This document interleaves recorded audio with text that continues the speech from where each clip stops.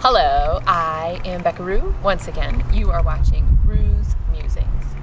Today we're talking about if God has an ego. And I'll get you there the long way around.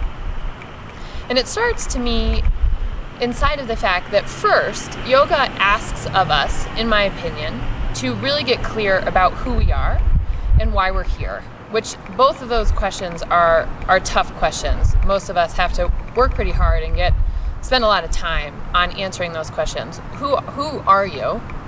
Who lives inside of you? And why are you here? Why are you embodied right now as you are? And I talk a lot about that in most of these musings to give you tools about how to figure that out and what that means. There's a lot around that, but that's not what I'm talking about today. But to me, that comes first. Who are you and why are you here? And then second, with the krama, the sacred order, yoga's saying kind of forget about who you are, because it's not real. And I talk about this a little bit too. Your preferences aren't as real as the fact that you're inherently connected to the world around you, to everyone and everything, to the energetics of the pulsation of life, Let's go with that. I think that that's true. Most of us can't, however, just say, okay, I'm inherently connected to everyone and everything around me. We can maybe cognitively understand that, but we don't feel that is the truth. So it takes some work to get there. And the work, ironically, is to know who you are, why you're here, and what your purpose is, to then be able to kind of let that go. That's my understanding of it. And part of how we let that go, let our identity go, let our preferences go, is to connect to the divine. And so this question came about for me in Christianity, which I'm not that familiar with, but a little bit familiar with, obviously, as well as all of my yoga books. It says over and over and over and over again, just to give it all up to God, to focus on God, to focus on Him, and kind of forget about yourself. And in that light, it sounds to me so much like God cares if I accept Him, or if I love Him, or if I'm living for Him, which suggests that God has an ego the way we have an ego. And I never understand that. All the books say, just do it for God, in various ways, right? There's hundreds of ways to say this. And that's always really confused me and made me sort of squeamish, because it doesn't make sense to me. Because inherently, we human beings have egos, right? We all know that.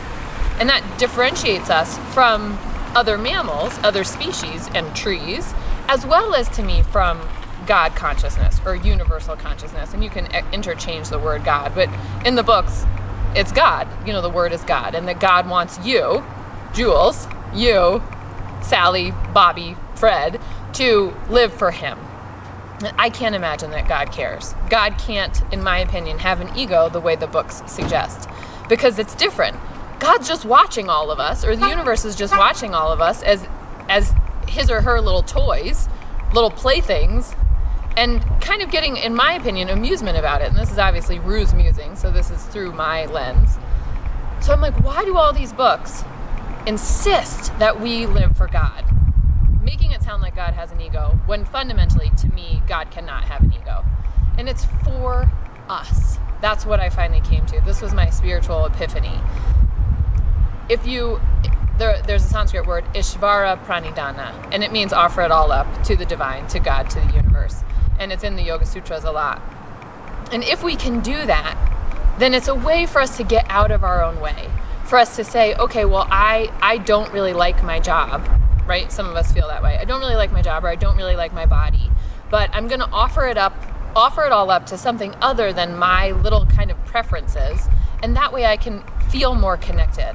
And that makes sense to me. If I remember that, you know, if I super like something or super don't like something, after I'm really clear about who I am and what I value, in any given moment, if I'm a little cold right now because it's cold outside, it doesn't really matter if I'm saying I'm not alive just for my little preferences, just for my little likes and dislikes. I'm alive for some bigger purpose. And if I can offer it up to God, or Ishvari Pranidhana, then I can kind of get out of my own way a little bit. And that's, to me, why it sounds like God has an ego in all of these books.